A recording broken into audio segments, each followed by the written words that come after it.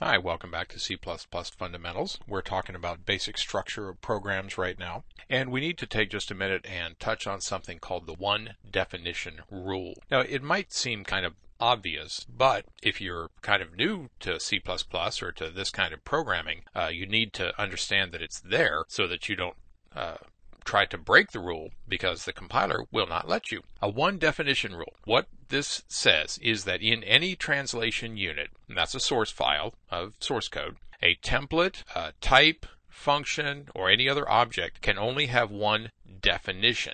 Now that's a definition, not a declaration, but a definition. An object or non-inline function cannot have more than one definition. If an object or function is used, it must have exactly one definition.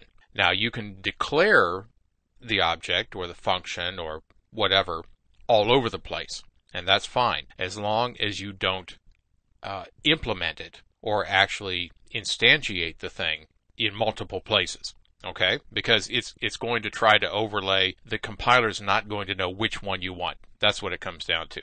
You can declare an object or function that is never used. So you can have declarations all over as long as you don't define those things in multiple places. Okay, I hope that makes sense.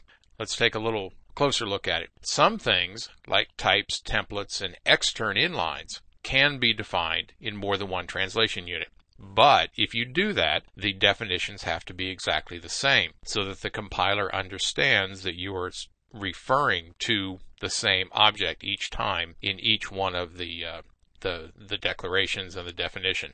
Non-external objects, remember we looked at those just a little bit ago in a previous video when we talked about linkage, extern linkage and intern linkage and non-linkage. And non-extern objects and functions in the different translation units, the different files, are different entities.